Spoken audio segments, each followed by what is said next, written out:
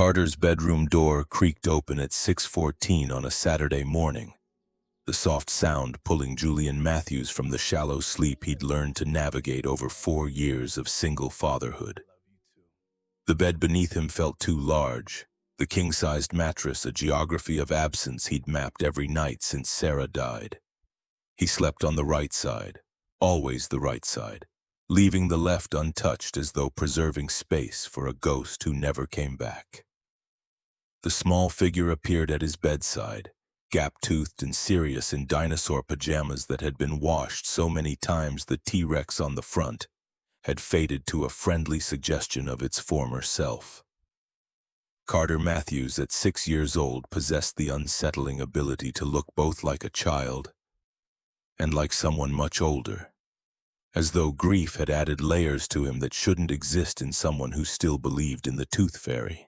Julian blinked against the early light filtering through curtains that Sarah had chosen during a Saturday afternoon trip to Home Depot 3 months before her diagnosis. She'd insisted on blackout fabric because Julian worked late and needed to sleep in on weekends. The irony of that decision, her consideration for a future she wouldn't see, had stopped hurting quite so much, though it never stopped entirely.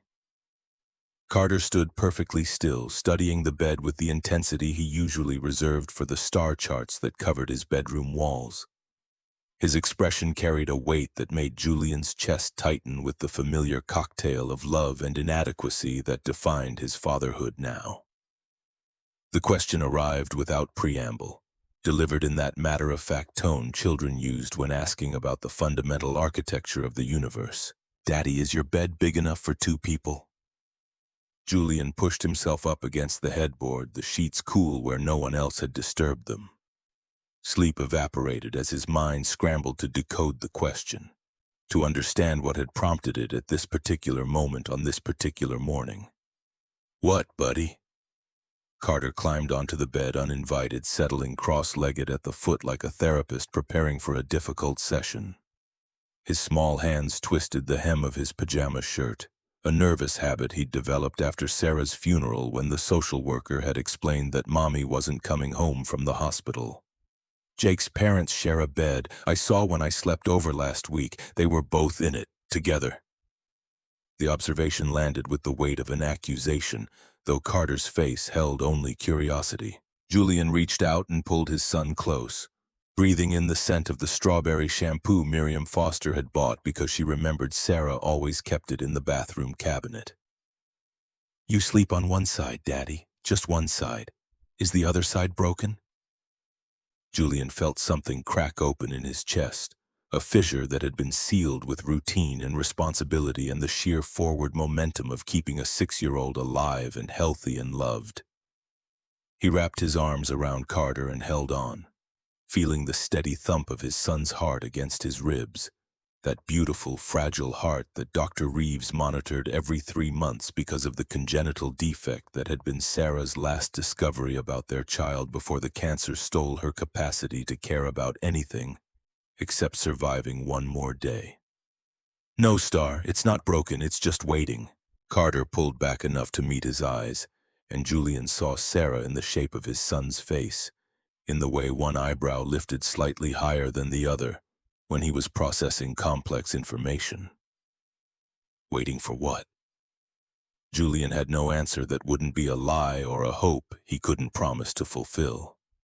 He smoothed Carter's sleep-mussed hair and manufactured a smile that probably didn't reach his eyes because his son was too perceptive to fool and too kind to call him on it. "I don't know yet, buddy, but I'm figuring it out." Carter accepted this with a slow nod, then scrambled off the bed with the sudden energy shift that characterized childhood. At the doorway, he paused and looked back with an expression Julian couldn't quite read. "Mommy told me something. In a dream last week." Julian's hands stilled on the comforter. Carter rarely talked about Sarah anymore, as though mentioning her might somehow make her more gone than she already was. When he did speak of her, it was usually to ask practical questions about whether she would have liked his art project or approved of his dinner choices. "What did she say, Star?" She said her bed in heaven is big enough for her and all her love for us. And your bed needs to be big enough for someone who makes you smile the way she used to. The words hit like physical force, stealing air from the room. Julian opened his mouth to respond, to explain that adults didn't receive instructions from dreams, that love didn't work on a simple replacement model, that the logistics of moving forward were more complicated than bedroom furniture arrangements. But his throat had closed around whatever platitudes he might have offered, and tears he hadn't cried in 18 months blurred his vision. Carter padded across the room and climbed back onto the bed, this time settling against Julian's side with the casual affection of someone who had learned to recognize grief and had decided not to fear it. "It's okay to cry, Daddy. You taught me that after Mommy left for the stars." Julian pulled his son close and let himself break down for the first time since the night he'd packed away Sarah's clothes, finally accepting that she wasn't coming back to need them.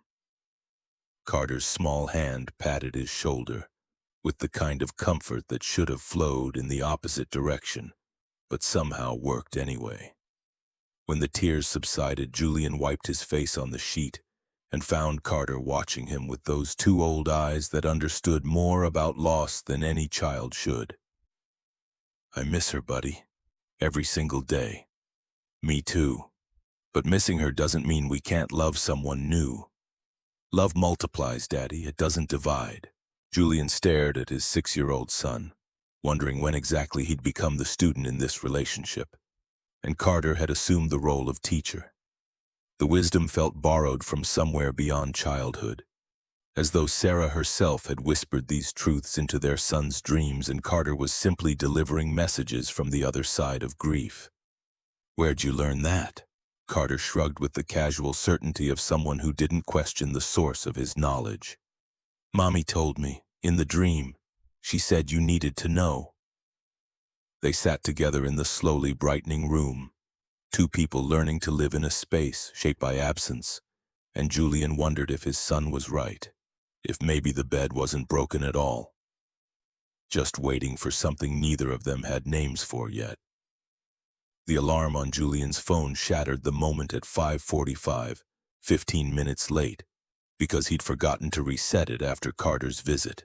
He scrambled out of bed with the practiced efficiency of someone who had choreographed single parenthood into a series of timed movements designed to get a small child fed, medicated, and ready for whatever the day required. The kitchen smelled like the coffee he'd programmed the night before, one of the small victories that made mornings manageable. He pulled Carter's medication from the cabinet, the digoxin that kept his son's heart beating in steady rhythm rather than the dangerous arrhythmia that had nearly killed him at 18 months. The pill was tiny, designed for children, and Julian crushed it into applesauce the way Dr. Reeves had demonstrated 4 years ago when they'd first started this routine. Carter appeared at the table already dressed, another small miracle that Julian had learned not to question. His son had developed a fierce independence born from necessity, understanding without being told that mornings required cooperation because Daddy had to get to work and there was no one else to pick up the slack. The drawing supplies had already been spread across the kitchen table, Carter's current project taking shape in careful crayon strokes. Julian set down the applesauce and watched as his son added details to a figure floating among stars. Sarah with her arms outstretched, her smile captured in the way only a child who'd loved her could remember. "You got her smile perfect, Carter. She'd love this." Carter studied his work with the critical eye of an artist, then added another star in purple crayon. "This one's for her eyes. Purple was her favorite color." Julian's hand trembled slightly as he set down his coffee mug, memory ambushing him with the precision of a sniper. Sarah wearing that purple sundress on their first date, Sarah in purple scrubs during her residency, Sarah in the purple headscarf she'd chosen when her hair fell out in clumps from the chemotherapy that ultimately failed to save her life. The flashback lasted only seconds. Sarah in the hospital bed, her frame so diminished she barely made an impression under the white sheets. Her voice reduced to a whisper as she gripped his hand. with surprising strength and said the words that had carved themselves into his bones. "Take care of our star, Jules. Promise me." He'd promised. Of course he'd promised. And he'd spent every day since trying to keep that promise while pretending he wasn't drowning in the responsibility of it. Carter finished the drawing and pushed it across the table, offering it with the casual generosity of someone who created beauty without fully understanding its value. Julian accepted it carefully, adding it to the collection that covered the refrigerator door in a gallery of grief and healing and a 6-year-old's understanding of the universe. They moved through breakfast with practiced coordination, Carter eating his fortified cereal while Julian checked the weather and confirmed that Miriam would be available to babysit that evening. The system they'd built over 4 years functioned with the precision of a machine, each piece fitting into the next because failure wasn't an option when you were raising a child alone. Morrison and Fletcher occupied the 14th floor of a glass tower in downtown Portland, the kind of building designed to project success through architecture and intimidate through sheer vertical ambition. Julian had worked there for 9 years, starting as a junior analyst and working his way to senior status through the combination of genuine talent and the workaholic tendencies that grief had amplified into something approaching obsession. His desk sat in a corner with a view of the Willamette River, a location he'd earned through competence rather than politics. The other analysts respected him for his ability to find patterns in data that others missed, to translate numbers into narratives that executives could understand and act upon. He was good at his job. Sometimes it was the only thing he was certain about. The quarterly report for Holloway Biomed sat on his monitor when he arrived at 7:30, the spreadsheet cells glowing with the familiar architecture of financial data. Julian had been reviewing the pharmaceutical company's accounts for 6 months, part of Morrison and Fletcher's contract to provide independent analysis of their research and development investments. The discrepancy appeared in column 7, row 43, a $2 million irregularity that should have balanced against corresponding entries in the capital expenditure account, but instead vanished into a category labeled miscellaneous operational costs. Julian ran the numbers 3 times, checking his formulas and cross-referencing against previous quarters, but the conclusion remained unchanged. Someone at Holloway Biomed had moved $2 million through a shell category, disguising it well enough that a cursory review would miss it entirely. But Julian Matthews didn't do cursory reviews. He did thorough, obsessive, borderline excessive analysis because numbers didn't lie and patterns told stories, and his job was to listen. Liam Harper appeared at his desk at 9:15 carrying coffee and the expression of someone about to deliver news that wouldn't be well received. The regional director had hired Julian 6 years ago, promoted him twice, and developed the habit of treating him like a younger brother who needed both guidance and the occasional reality check. "Good catch on the Holloway account."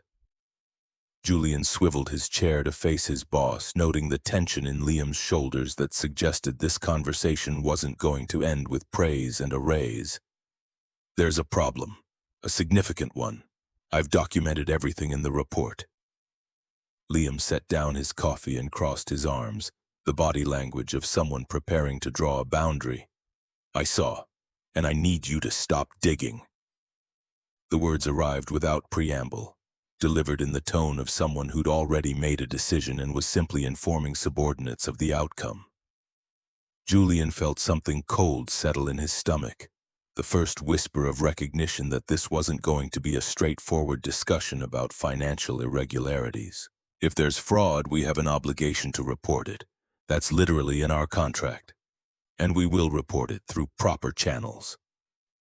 After I've had a chance to discuss it with Holloway's CFO and understand the context, you don't just accuse a client of embezzlement without exhausting every other possibility first."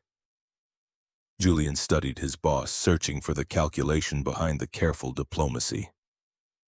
Holloway Biomed represented 40% of Morrison and Fletcher's annual revenue, a fact that everyone in the building understood but rarely discussed openly. Losing that account would mean layoffs, restructuring, possibly the end of their Portland office entirely. What other possibility explains $2 million vanishing into a miscellaneous category? Liam's expression hardened, the shift from collegial to authoritative happening in the space between heartbeats.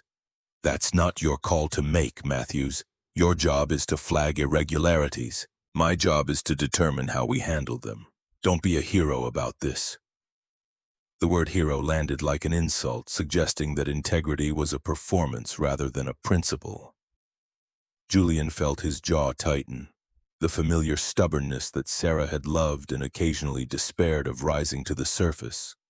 I'm not trying to be a hero, I'm trying to do my job correctly. Then do it by following the chain of command.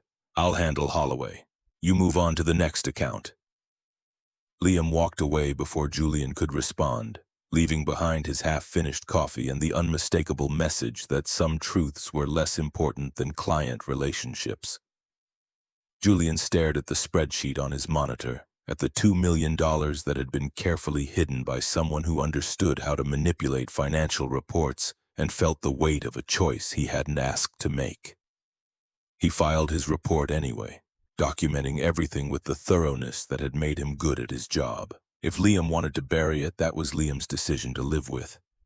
But Julian Matthews wouldn't be the one who pretended not to see the problem.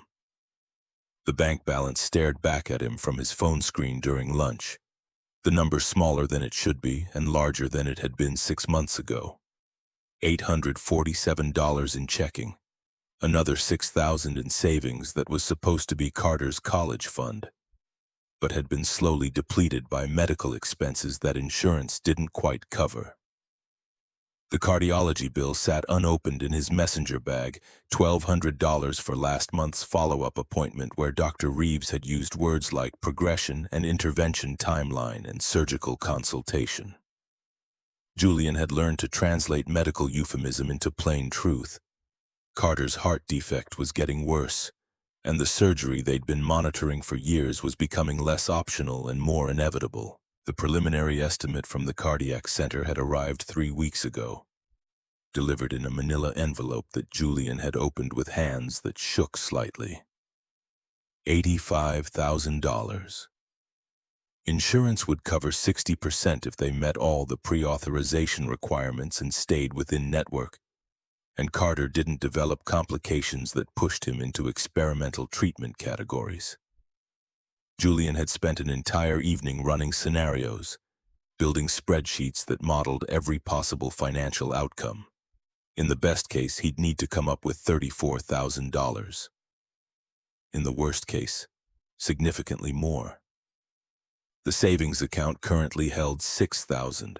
His salary was $72,000 a year before taxes, enough to live on but not enough to accumulate the kind of money that cardiac surgery required. He'd picked up extra hours consulting for smaller firms, sacrificing sleep to build the financial cushion that might mean the difference between Carter getting the surgery at the optimal time versus waiting until it became an emergency.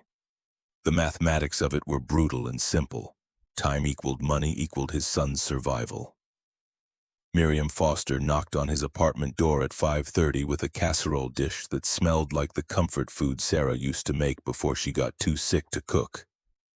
The neighbor had appointed herself as de facto grandmother to Carter, filling a role that Julian's actual mother couldn't manage from 3,000 miles away in Boston. "Mijo, you look exhausted." Julian accepted the dish and gestured her inside, noting the concern in her expression that suggested she saw more than he wanted to reveal. Miriam had been married to Thomas Foster for 43 years before lung cancer took him, had nursed him through the final 6 months with the kind of fierce devotion that Julian recognized in his own memories. She understood grief from the inside, which made her difficult to lie to. "Carter's cardiology appointment is next week. I'm just running numbers." Miriam followed him into the kitchen and began unpacking the groceries she'd also brought, a habit she'd developed over the years that Julian had stopped protesting because pride was exhausting and she was genuinely helping. "The surgery? Dr. Reeves thinks we're looking at a 6-month window. Sooner if Carter's symptoms progress faster than expected. The older woman paused in the middle of putting away vegetables, her hands stilling on a bag of carrots. When she turned to face him, her expression carried the weight of someone preparing to say something that needed to be said regardless of how it would be received. Sarah would want you to find happiness again, Julian. Not just survive, actually live. The observation arrived sideways, catching him off guard with its presumption of understanding what his dead wife would have wanted. He busied himself with setting the table, needing the activity to avoid having to respond immediately. I'm living. Carter and I are doing fine. You're performing survival with remarkable efficiency. That's not the same thing. Julian set down the plates harder than necessary, the clatter filling the small kitchen with sound that substituted for the response he couldn't quite articulate. Miriam had no right to judge his choices, to suggest that the life he'd built was somehow insufficient because it didn't include room for romance or companionship or whatever she was implying. Except she did have the right. She'd earned it by showing up every week with food and childcare and the kind of practical support that kept his household functioning. She'd earned it by loving Carter like a grandson and never asking for anything in return. Except that Julian occasionally accepted help without making it a battle about independence. I'm not ready. The admission came out quieter than intended, stripped of the defensiveness that usually armored his refusal to discuss his personal life. Miriam crossed the kitchen and pulled him into a hug that smelled like lavender and flour and everything safe about childhood. Sarah wouldn't want you to be ready, she'd want you to try anyway. They stood together in the kitchen while Carter played in his room, and Julian wondered if maybe his neighbor was right, if maybe the closest full of clothes he couldn't quite bring himself to donate, and the side of the bed he couldn't bring himself to occupy were less about honoring Sarah's memory, and more about being too afraid to risk loving someone who might also leave. The invitation from Morrison and Fletcher's Human Resources Department arrived via email at 4:30 on a Thursday, the subject line proclaiming Winter Gala, attendance mandatory for senior staff. Julian stared at the message with the kind of dread usually reserved for dental appointments and parent-teacher conferences that started with the phrase, "We need to discuss Carter's behavior." He hadn't attended a social event since Sarah's funeral, hadn't worn the suit that hung in his closet gathering dust for 4 years, hadn't voluntarily put himself in a room full of colleagues making small talk about things that didn't matter. The thought of it made his skin itch with anticipated discomfort. But mandatory meant mandatory, and senior analyst meant he couldn't hide behind the excuse of being too junior to require attendance. He responded with a brief confirmation and tried not to calculate how many hours of overtime he'd need to work to offset the cost of a babysitter who could handle Carter's medication schedule. Miriam solved that problem by volunteering before he could even ask, showing up at his apartment on Saturday evening with a stack of children's books and the kind of unflappable competence that made Julian wonder what he'd done to deserve such reliable support. Go. Have conversations with adults who don't ask about the structural integrity of the solar system. Maybe even smile at someone. Julian checked Carter's medication one more time, confirmed the emergency numbers on the refrigerator, and kissed his sea goodnight with the guilty relief of someone escaping a beloved prison. The suit felt wrong on his body, the fabric too tight across shoulders that had gained muscle from carrying a growing child, the tie a noose he'd forgotten how to knot properly until YouTube reminded him. Sarah had bought this suit 7 years ago for a conference in Seattle, insisting that he needed to look professional even though he'd argued that data analysts were judged by their work, not their wardrobe. She'd been right, as usual, and he'd worn it to 3 client presentations before wearing it to her funeral. The memories clung to the fabric like cologne, making every adjustment of the collar a reminder of her hands smoothing it down, her voice telling him he cleaned up nice for a numbers geek. The Grand Portland Hotel had been decorated with the kind of tasteful excess that corporate budgets allowed when impressing clients mattered more than fiscal restraint. String lights transformed the ballroom into something approaching magical, though Julian's analytical mind immediately began calculating the electrical load and wondering if the fire marshal had signed off on this many open flames in a confined space. He accepted a champagne flute from a passing server and positioned himself near the dessert table, a strategic location that offered both sustenance and the illusion of purposeful activity. Other analysts clustered in familiar groups, discussing projects and office politics with the casual fluency of people who saw each other every day and still found things to talk about. Julian sipped his champagne and felt profoundly alone in a room full of colleagues he respected but didn't particularly like. This was the cost of being good at his job while remaining fundamentally private about everything else.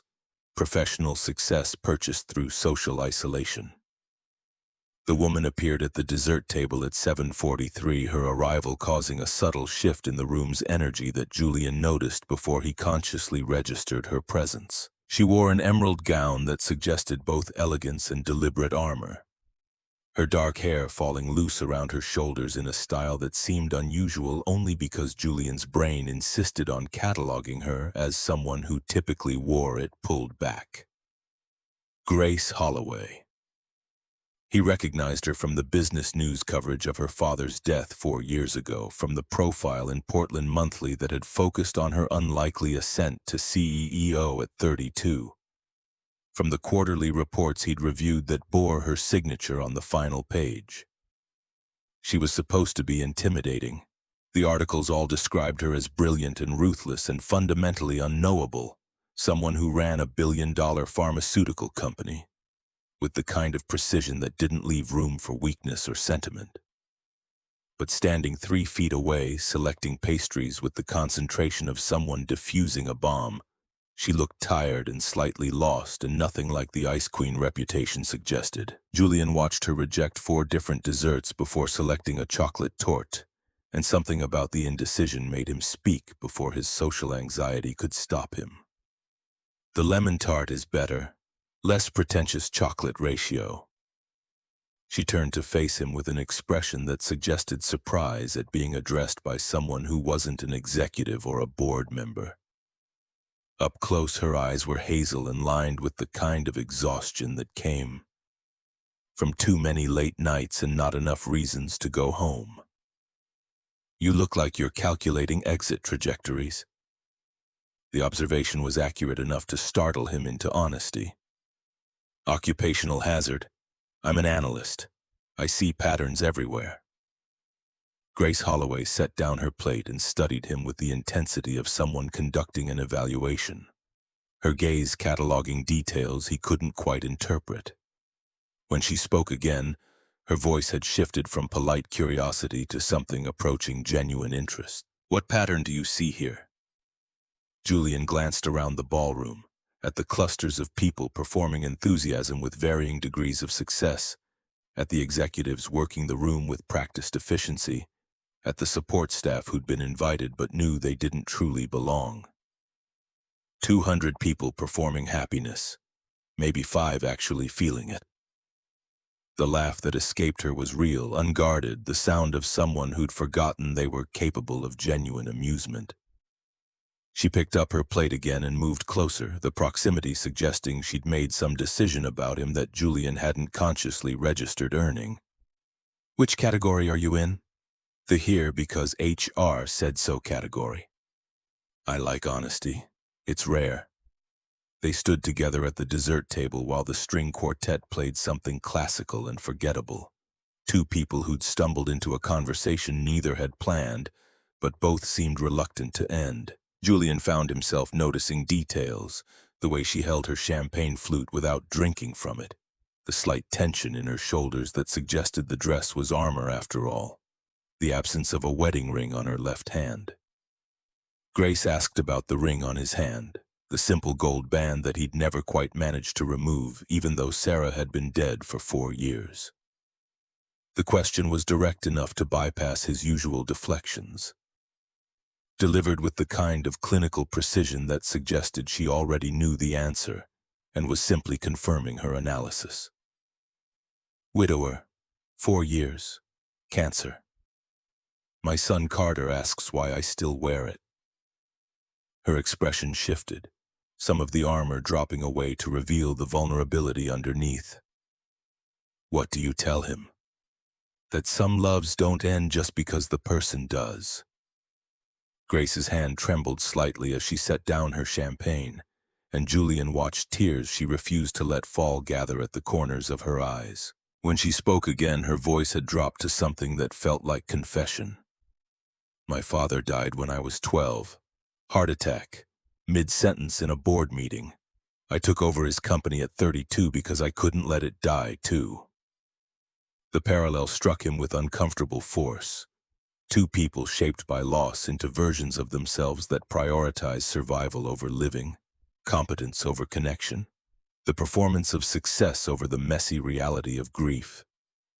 He understood her in a way that felt invasive, as though her confession had granted him access to truths she didn't typically share. So you're in the performing happiness category. I'm in the forgot what happiness feels like category. The string quartet transitioned into a waltz, and couples drifted toward the dance floor with the coordination of people who'd attended enough corporate events to know the rhythm. Grace watched them with an expression Julian couldn't quite decode. Something between longing and terror and the kind of calculation that preceded risky decisions. When she turned back to him, her chin had lifted in challenge. Dance with me. Julian felt panic claw at his throat, memories of Sarah flooding back with visceral intensity.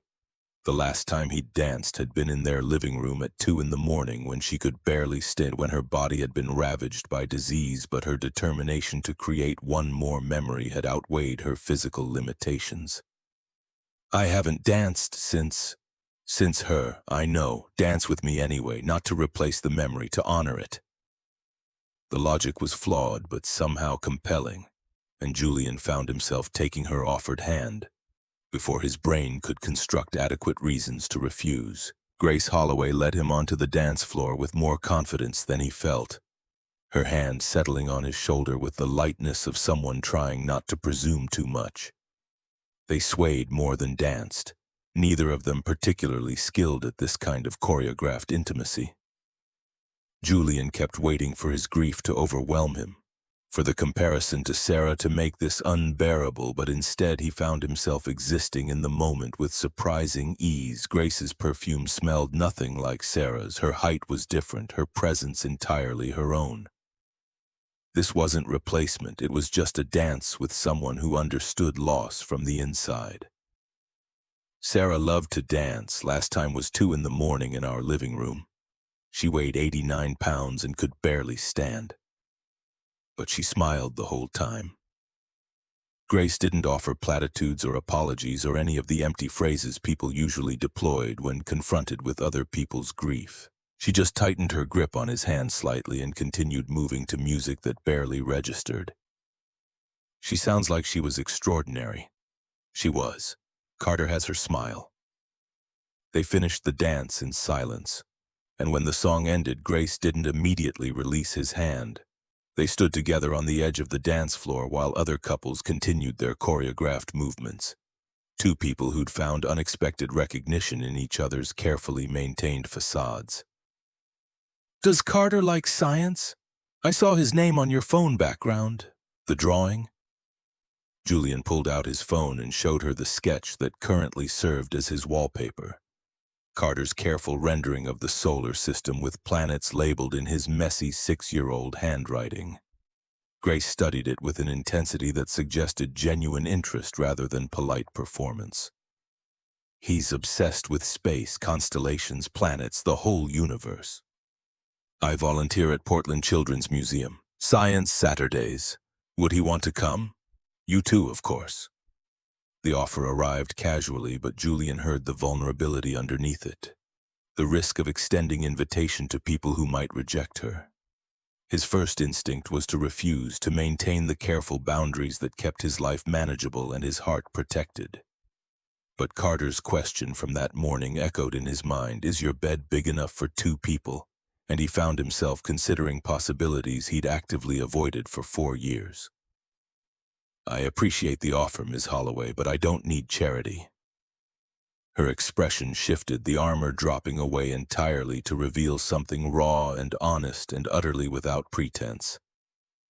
When she spoke, her voice carried the weight of absolute sincerity. I'm not offering charity, Mr. Matthews. I'm asking if you'd teach me what it's like to be around people who aren't performing. I'll pay for materials, but the time, that's what I need. Julian studied her face, searching for the manipulation or ulterior motive that his experience with executives suggested must be there. But Grace Holloway looked back at him with transparent need, and he found himself believing that maybe loneliness came in many forms, including the kind that expensive clothes and corporate success couldn't quite disguise. Saturday, 2 p.m., Portland Science Museum, but I'm paying my own admission. The smile that transformed her face was worth the risk of whatever complications might follow. Grace pulled out her phone and they exchanged numbers with the slightly awkward formality of people who'd skipped several steps in the normal progression of acquaintance. Deal. Julian drove home through streets still decorated with Christmas lights from the holidays that had ended 2 weeks ago, his mind replaying the evening in fragments that didn't quite assemble into a coherent narrative. He'd gone to a corporate gala out of obligation and somehow left with plans to introduce his son to a woman he barely knew but felt like he understood on some fundamental level. Carter was asleep when he arrived, sprawled across Miriam's lap on the couch with the abandon of childhood. Julian paid her triple the usual rate over her protests and carried his son upstairs, tucking him into bed with the mechanical precision of routine. In his own bedroom, Julian stood at the window and looked out at the Portland skyline, at the lights of a city full of people living their separate lives. The bed behind him felt too large and too empty and exactly the right size for someone still learning how to exist in a world without Sarah. His phone buzzed with a text from an unfamiliar number that resolved into Grace's contact once he opened it. Thank you for tonight. I haven't felt like a person instead of a position in longer than I care to admit. See you Saturday. Julian typed and deleted 3 responses before settling on something simple that didn't require him to examine too closely what he was feeling. Thank you for the dance. Saturday it is. He set the phone on the nightstand next to Sarah's photo and lay down on his side of the bed, the right side, the only side he'd occupied since the night she died. Tomorrow Carter would probably ask more questions about whether the bed was big enough for 2 people. Tomorrow Julian would have to figure out how to explain that maybe it was, but that discovering that truth required more courage than he was certain he possessed. Tonight he closed his eyes and let himself remember dancing with 2 different women in 2 different contexts and wondered if maybe his son was right. If maybe love didn't divide at all. If maybe it multiplied in ways that honored what came before while making space for what might come next. The Portland Children's Museum occupied a converted warehouse in the Pearl District. Its industrial bones softened by primary colors and the kind of aggressive cheerfulness that educational institutions deployed to make learning feel like play. Julian arrived 15 minutes early on Saturday with Carter practically vibrating with anticipation.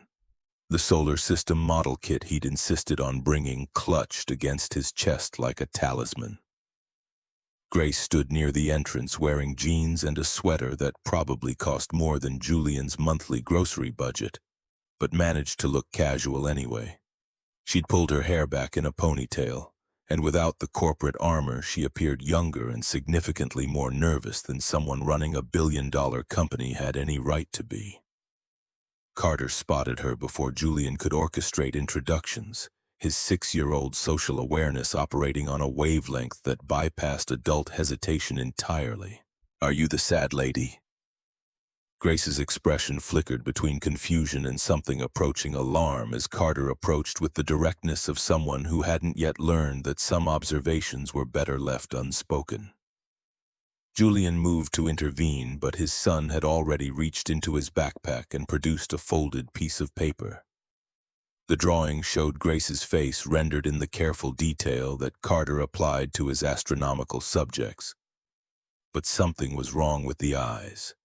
They'd been colored in carefully but somehow remained empty, the smile on the face stopping at the mouth without reaching the gaze above it. "How did you know it was me?" Carter studied her with the intensity he usually reserved for telescope observations, his small hands holding the drawing between them like evidence.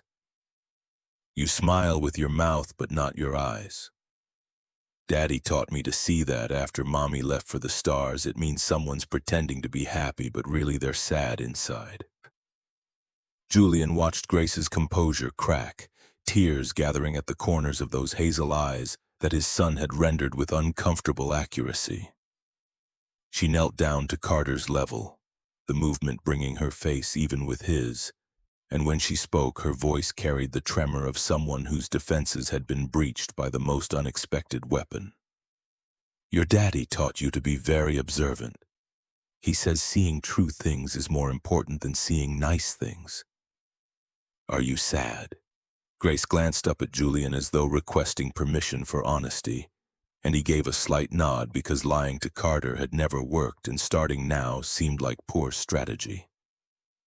She turned back to his son and delivered truth with the kind of careful precision that suggested she wasn't used to sharing it. "I am sad sometimes. I've been sad for a long time, since my daddy died when I was a little older than you."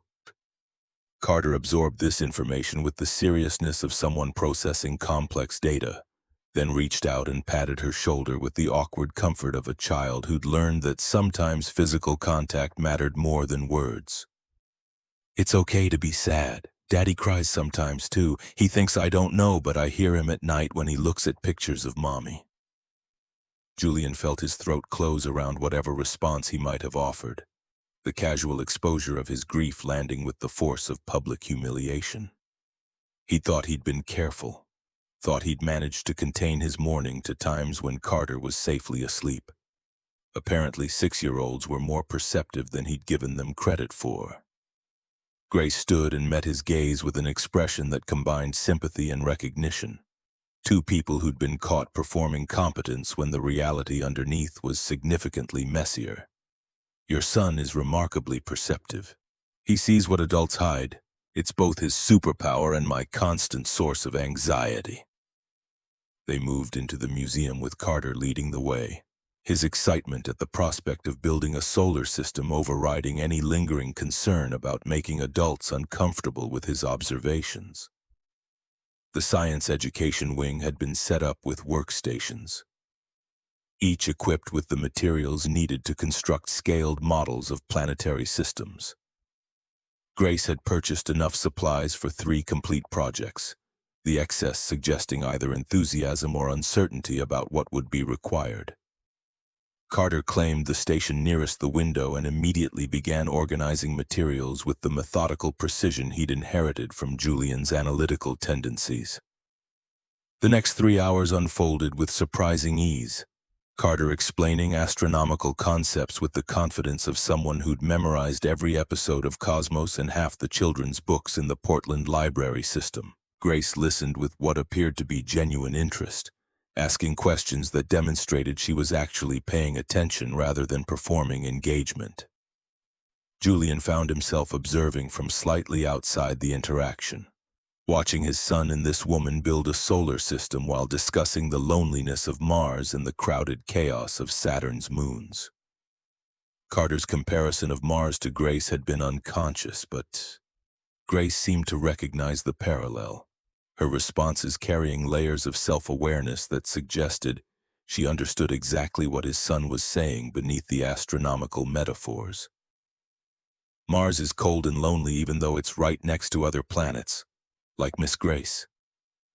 Grace's hands stilled on the foam sphere she'd been painting red, her expression shifting through several emotions too quickly for Julian to catalog. When she looked at Carter, vulnerability had replaced the careful control she'd maintained at the gala. "I'm not lonely, I'm busy." Carter tilted his head with the skepticism of someone who'd heard similar deflections from his father and wasn't buying them this time either. His voice carried the absolute certainty of childhood when he delivered his verdict. "Busy is what lonely people call it, so they don't have to say they're lonely." The observation landed like a physical blow, and Julian watched Grace's composure fracture completely. Tears spilled over despite her obvious attempt to maintain control, and she turned away from the workstation as though distance might somehow preserve her dignity. Carter climbed down from his stool and approached her with the same deliberate care he'd shown earlier, his small hand finding hers with gentle insistence. "It's okay to cry too. Daddy says tears are just feelings that are too big to keep inside." Grace pulled Carter into a hug that looked like she was holding on to keep from drowning, and Julian felt something shift in his chest. Some wall he'd built around the possibility of connection beginning to develop cracks. This woman wasn't performing sympathy for his son. She was genuinely moved by a 6-year-old's wisdom, genuinely grateful for the permission to be vulnerable that Carter had extended without hesitation. When she finally released him, Grace wiped her face with the back of her hand and offered Carter a smile that actually reached her eyes this time. "Thank you for seeing me. The real me." They finished the solar system models with lighter conversation, and when the museum announced closing time, Carter lobbied aggressively for dinner together. Julian started to decline out of habit, but Grace's expression stopped him. Something between hope and terror that suggested this mattered more than casual social obligation. "Can I take you both to dinner? There's a bistro nearby that makes excellent—" Julian's response came automatically, the defense mechanism he'd developed over years of politely refusing help. "I pay my own way, Grace. It's about dignity." The words hung between them, harsher than he'd intended, and he watched her process the implicit rejection. But instead of withdrawing or taking offense, Grace straightened her shoulders and met his challenge head-on. "Then let's split it. Partners." The word carried weight beyond its simple definition, suggesting an equality that Julian hadn't experienced in his interactions with people who existed in Grace's economic stratosphere. He considered the offer, weighing his pride against Carter's hopeful expression, and his own unexpected desire to extend whatever this was beyond a single afternoon. "Okay, but nothing fancy. Carter likes pizza." "Pizza sounds perfect." The restaurant Grace chose occupied a corner lot in the Alberta Arts District, the kind of place that locals defended fiercely against transplants and tourists. Exposed brick walls displayed work from neighborhood artists, and the smell of wood-fired pizza competed with garlic and fresh basil for atmospheric dominance. Carter ordered for himself with the independence that always made Julian simultaneously proud and slightly sad, evidence of how much his son had been forced to grow up in the absence of a mother's presence. Grace watched this interaction with fascination, as though witnessing some exotic ritual she'd only heard about but never seen performed. They shared a large margarita, and Carter dominated the conversation with enthusiasm, explaining the finer points of planetary formation while simultaneously picking all the basil off his slices. Julian found himself relaxing into the rhythm of it, the strange domesticity of sharing a meal with someone who wasn't family but somehow felt less like a stranger with each passing hour. Halfway through dinner, Carter fell asleep mid-sentence, his head dropping onto Grace's shoulder with the casual trust of a child who'd decided she was safe. Julian moved to extract him, but Grace shook her head slightly, her hand coming up to steady Carter's sleeping form with surprising tenderness. "Let him rest. He's had a big day." They sat together in the dimming restaurant while servers began preparing for the dinner rush, and Julian studied Grace's profile as she gazed down at his sleeping son. The fierce competence that had built a pharmaceutical empire had softened into something gentler, and he found himself wondering what had happened to make her forget how to be this version of herself. "Can I see you both again, next Saturday?" Julian felt the question as both invitation and test, Grace asking for something while simultaneously preparing for rejection. Every instinct trained by 4 years of protective isolation screamed at him to refuse, to maintain the boundaries that kept his life manageable and his heart safe from additional loss. But Carter's words from that morning echoed louder. "Is your bed big enough for 2 people?" And Julian heard himself answering before caution could intervene. Why? You're a billionaire CEO.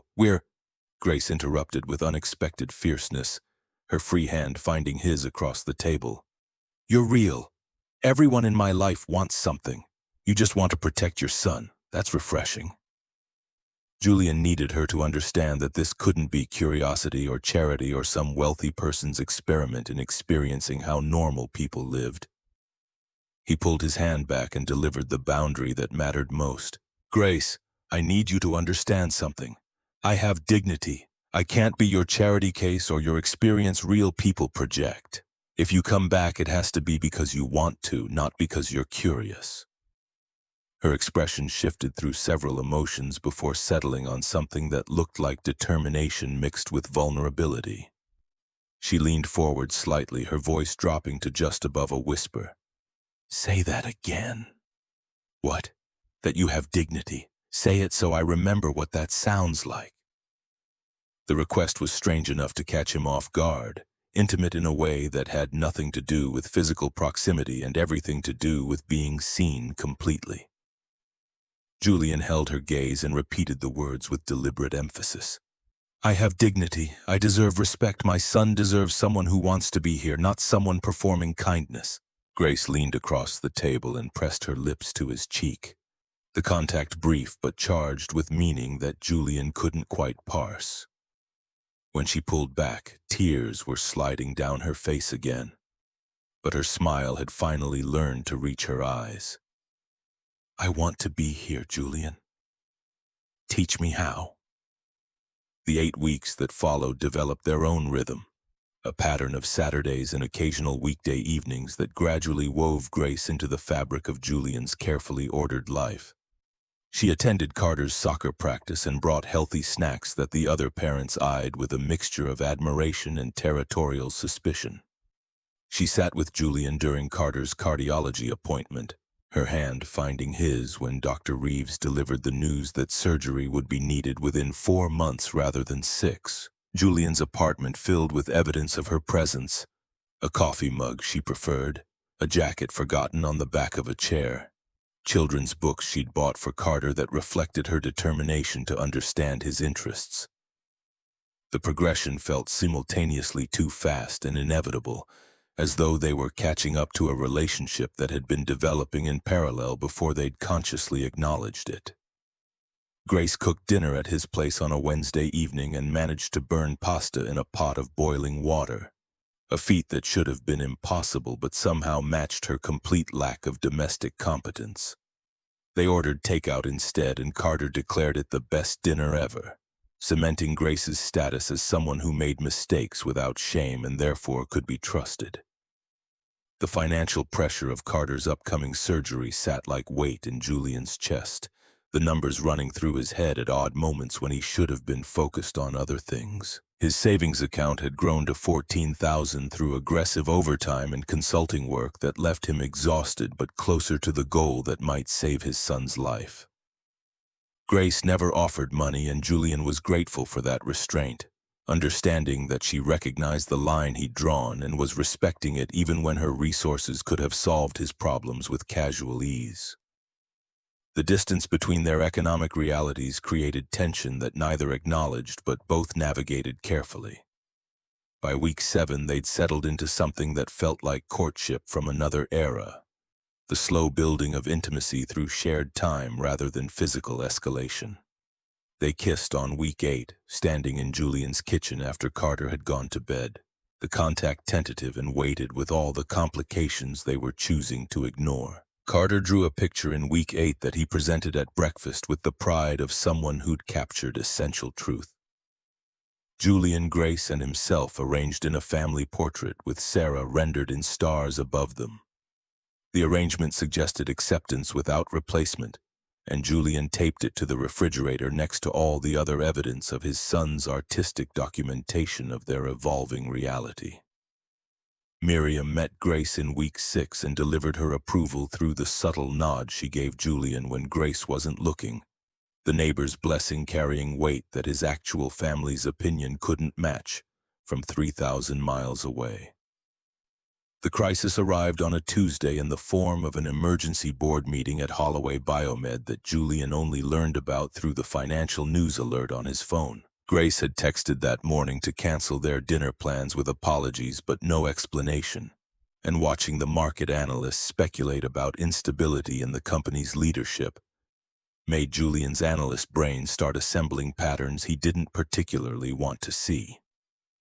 The call from Liam Harper came at 4:30, summoning Julian to his office with the tone that preceded uncomfortable conversations.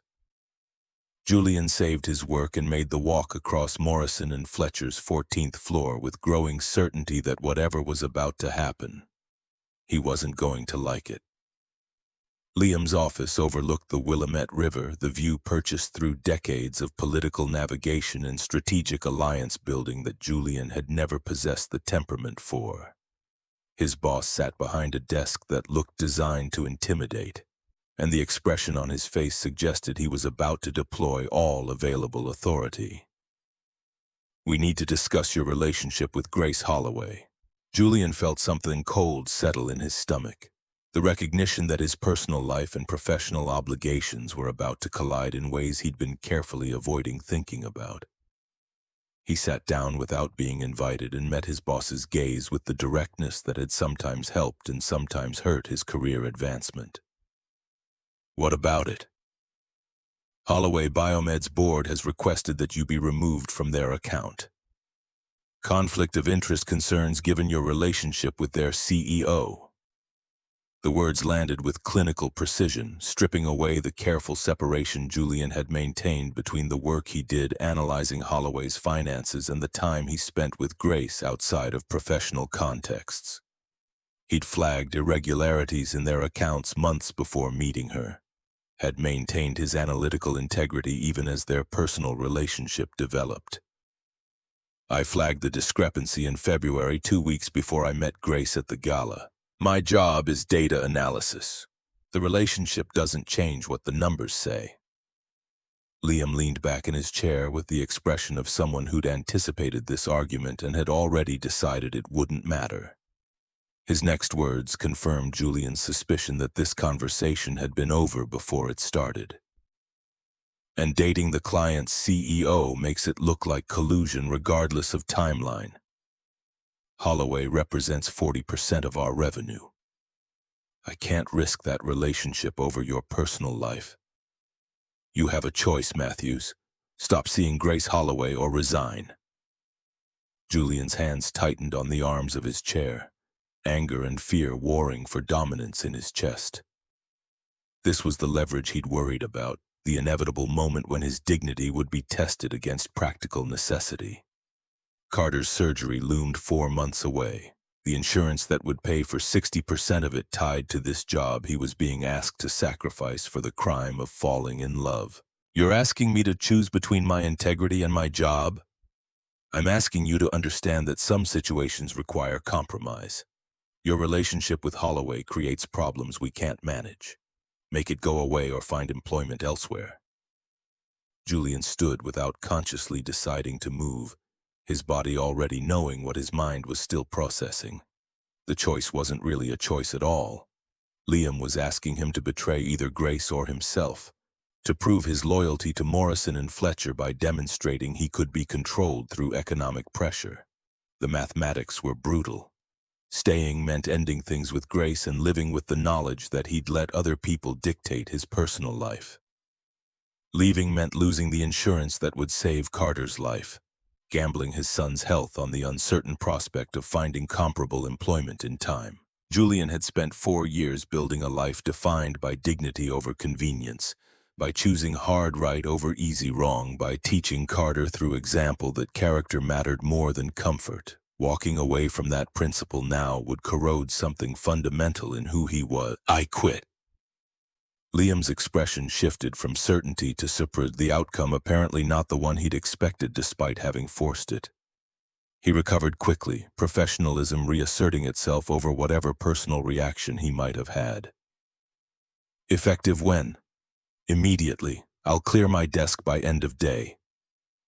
Julian walked out before his boss could respond, his hands shaking slightly as he processed what he'd just done. The security escort that accompanied him back to his desk felt excessive, but followed protocol for employees who'd just resigned.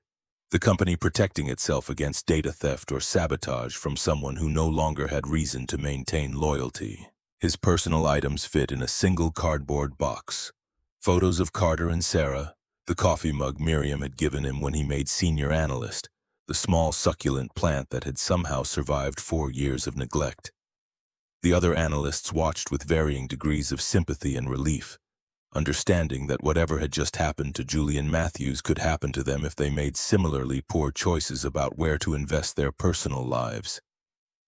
The Cobra insurance documentation arrived via email while he was still in the building, the monthly premium of $2,400 glowing on his screen like a death sentence. He had $14,000 in savings and 4 months until Carter's surgery. The math didn't work. The math had never worked. Julian made it to his car before the full weight of what he'd done crashed over him. He'd quit his job to preserve his dignity and quite possibly condemned his son to a medical crisis they couldn't afford to handle properly. The decision that had felt righteous in Liam's office now felt like catastrophic selfishness dressed up as principle. Carter would need surgery regardless of whether Julian had employment. The cardiac center didn't accept nobility as payment. Dr. Reeves wouldn't postpone treatment because Dad had made a stand about integrity over pragmatism. His phone buzzed with a call from Grace, but Julian couldn't bring himself to answer. Couldn't explain yet that he'd just sacrificed their financial stability for the right to keep seeing her. The irony would have been funny if it wasn't currently destroying his capacity to breathe properly. He drove home on autopilot, his mind running scenarios that all ended with some version of failure. Miriam was waiting with Carter, the neighbor's expression suggesting she could read disaster in his posture before he'd said a single word. "What happened, mijo?" Julian set down the box and pulled Carter into a hug that lasted longer than usual, breathing in the strawberry shampoo scent and trying to anchor himself in what mattered. His son tolerated the extended contact with patient confusion, clearly sensing something wrong but not yet alarmed by it. "Daddy, are you okay?" Julian forced himself to release Carter and manufactured a smile that probably didn't fool anyone but felt necessary anyway. He needed to explain this in terms a 6-year-old could understand without sharing the full catastrophic weight of what unemployment meant for their immediate future. "I made a choice, Star. About work and about Miss Grace. It's going to be hard for a while, but it was the right choice." Carter studied his face with those 2 perceptive eyes, processing the incomplete explanation with visible frustration. But instead of pushing for details, his son delivered one of those observations that cut straight to truth underneath adult complications. "Mommy always said right things cost something. That's how you know they're right." The words Sarah had actually said, preserved in their son's memory and deployed now with perfect timing, made Julian's vision blur. He nodded because speaking would have required more control than he currently possessed, and Carter seemed satisfied that his father had heard him. Miriam stayed after Carter went to bed, sitting at Julian's kitchen table while he explained what had happened, and she listened with the expression of someone who'd lived long enough to know that principles were expensive and sometimes necessary anyway. "How much are you short for the surgery?" Julian had run the numbers obsessively enough to answer without hesitation. 31,000. More if there are complications or if he needs follow-up procedures the insurance classifies as elective. Grace could... No. The response came harder than intended, and Julian immediately softened his tone. "I don't take handouts, Miriam. That's the whole point. The second I let her solve my problems with money is the second I become someone who compromised himself for convenience." His neighbor nodded slowly, understanding even if she didn't entirely agree. She stood to leave but paused at the door, her hand on the frame and her expression carrying the weight of hard-won wisdom. "Pride is important, mijo, but so is your son's life. Make sure you know which one you're actually protecting." Julian sat alone in his apartment after she left, the silence pressing in from all sides. His phone showed 17 missed calls from Grace and a dozen text messages that progressed from concerned to frantic. He needed to call her back, needed to explain what had happened and why, but the conversation felt impossible to start. The text he finally sent was inadequate but honest. "I quit my job today rather than stop seeing you. We need to talk, but I can't yet. Tomorrow?"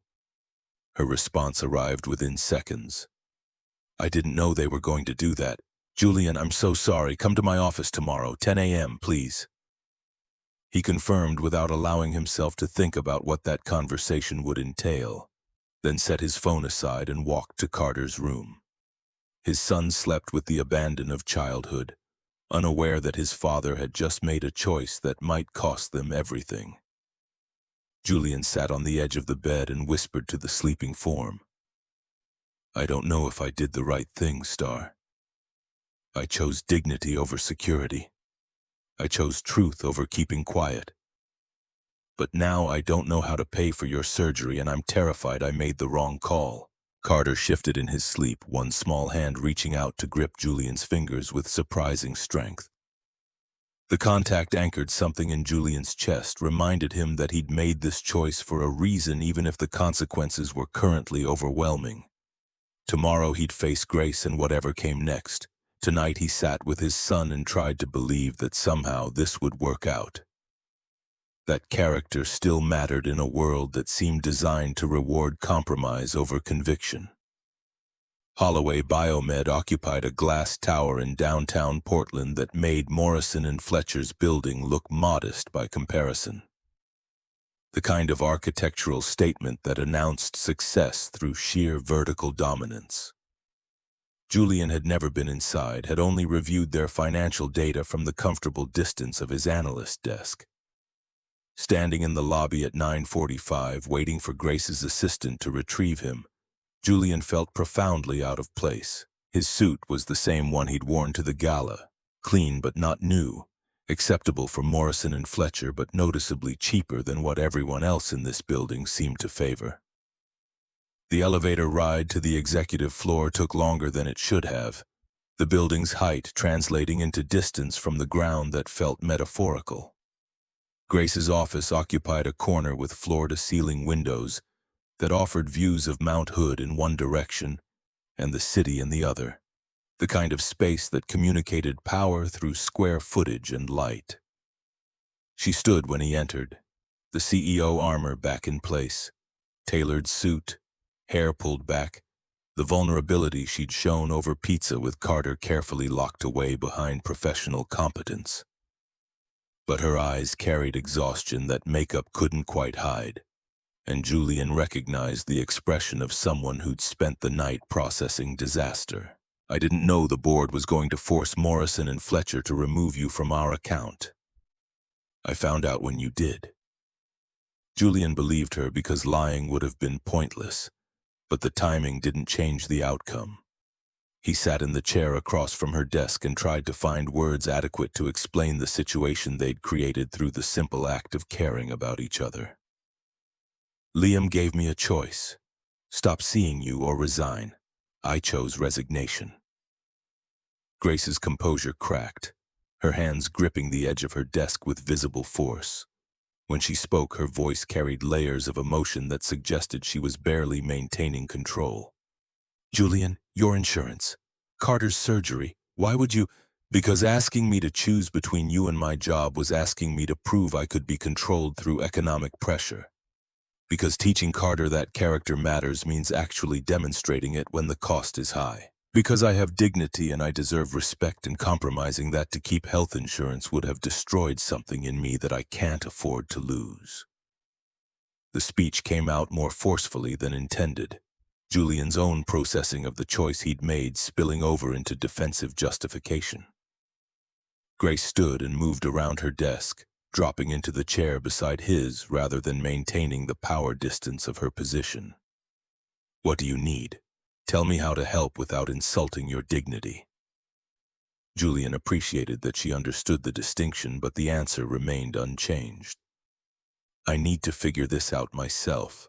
I have 14,000 saved. Cobra is 2,400 a month. Surgery is in 4 months. I need to find work that includes comparable insurance before then. I could hire you. Analytics position, full benefits package, salary that... No. Julian stood, needing distance to maintain his resolve. That would confirm exactly what the board accused me of. Dating the CEO to secure employment. I won't do that to you or to myself.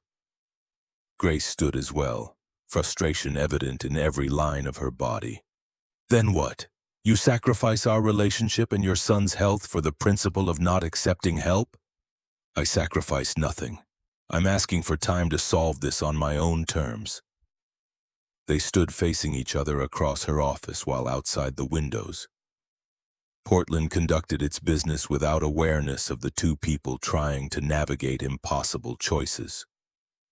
Grace's expression cycled through several emotions before settling on something that looked like determination mixed with grief. I'm going to fix this. The board doesn't get to destroy people's lives because they're uncomfortable with my personal choices. Julian heard the resolution in her voice and felt alarm spike through his exhaustion. Grace, don't do anything that puts your position at risk. This isn't worth... You quit your job rather than stop seeing me. Don't tell me what risks are worth taking. The response silenced his protest because she was right. He'd made his choice about what mattered, and now she was making hers.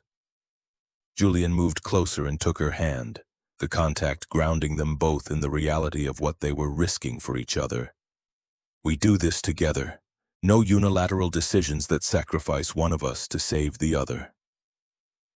Grace's fingers tightened around his, and when she looked up at him, her eyes held the kind of vulnerability that took courage to show.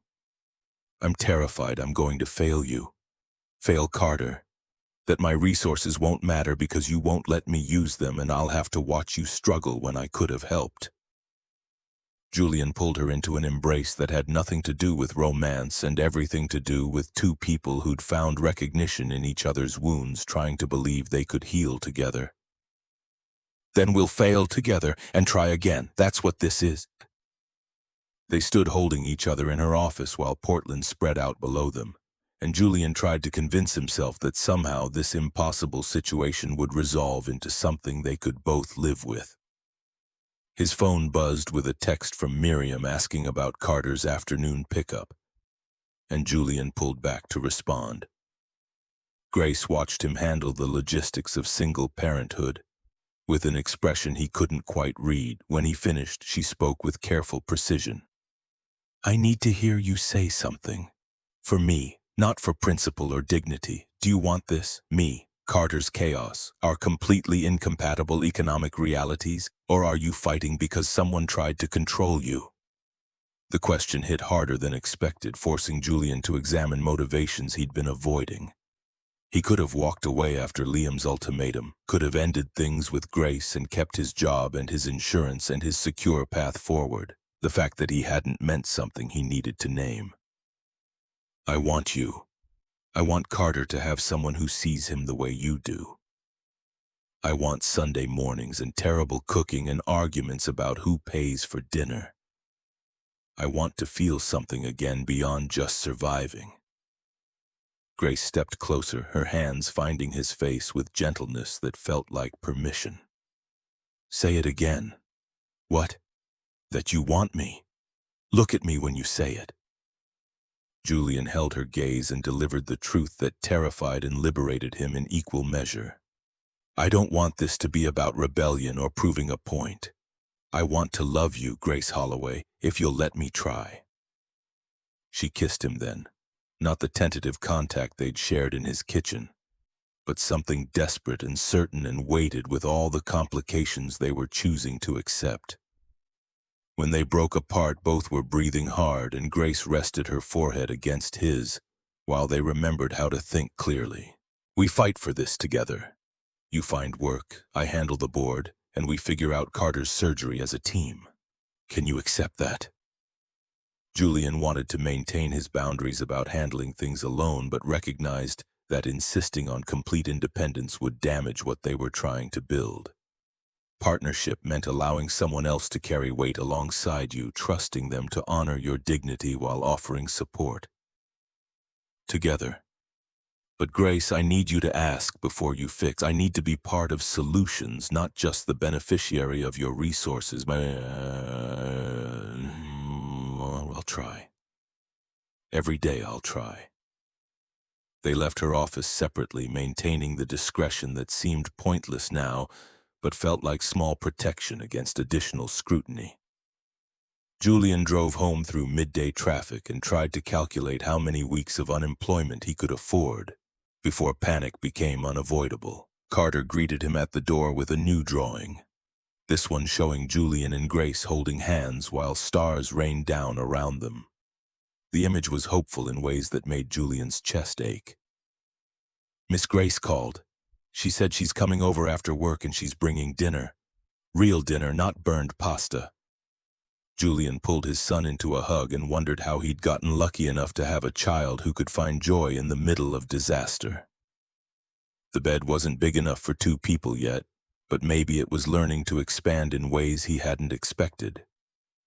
Grace arrived at Julian's apartment at 6:30 carrying takeout from a Thai restaurant Carter had mentioned liking and an expression that suggested she'd spent the afternoon assembling strategies.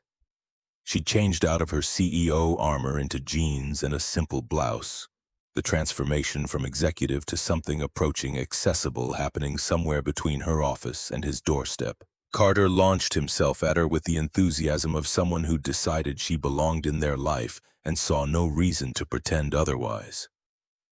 Julian watched them from the kitchen doorway, his son chattering about the drawing he'd made and Grace listening with the kind of focused attention that couldn't be faked. They ate dinner on the living room floor because Carter insisted it was more fun that way, and Grace agreed before Julian could protest about furniture existing for a reason. The casualness of it felt intentional, Grace working to prove she could adapt to their reality rather than expecting them to elevate to hers. After Carter went to bed, Grace pulled out her laptop and opened a spreadsheet that made Julian's analyst brain recognize the architecture of serious research. She'd compiled a list of pharmaceutical companies, biotech firms, and research institutions within a 50-mile radius, each entry annotated with hiring practices, benefits packages, and timeline estimates for recruitment. I'm not offering you a job, I'm offering information that might help you find one faster. Julian studied the document with growing appreciation for the thoroughness she'd applied to solving a problem that wasn't technically hers. The companies she'd identified were solid prospects, places where his analytical background would translate without requiring complete career reinvention. This is good work, thank you. Grace closed the laptop and turned to face him with the seriousness that preceded difficult conversations.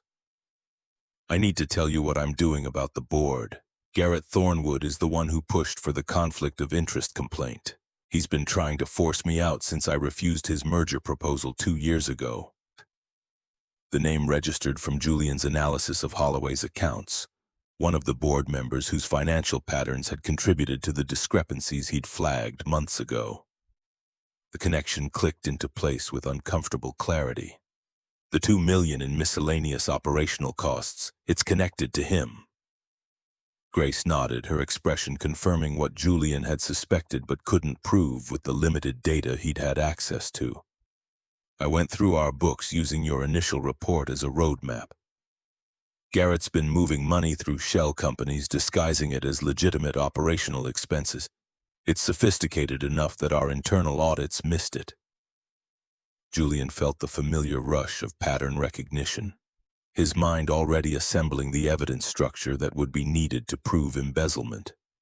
But alongside the analytical satisfaction came concern about what Grace was planning to do with this information. If you expose him publicly, you need ironclad evidence. Board members have resources to fight back, and if you're wrong, the liability could destroy Holloway.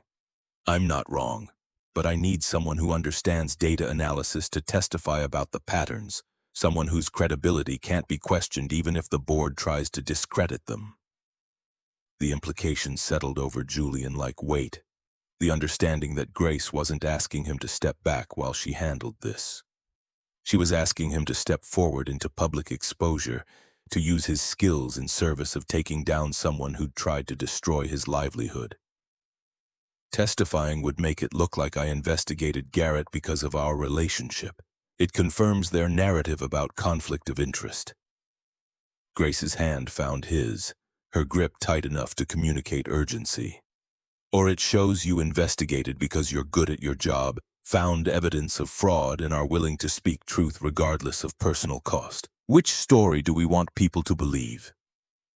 Julian understood what she was offering, a chance to reclaim the narrative, to turn his resignation from defeat into principled stand. But the risk remained substantial. Garrett would fight back viciously, would use every resource available to paint Julian as a gold digger who'd manipulated his way into Grace's confidence. This could get ugly, for both of us. Then we get ugly together. I'm done letting people like Garrett control outcomes through intimidation. They sat together on Julian's couch while Carter slept down the hall. Two people planning to take on institutional power with nothing but truth, and the stubborn refusal to accept that might made right. Julian pulled Grace closer, needing the physical contact to anchor what they were about to attempt. We do this carefully. Document everything, build an airtight case, and only go public when we're certain we can win. Grace shifted to face him fully, her expression carrying the vulnerability that she'd learned to show around him. I'm terrified I'm going to fail you.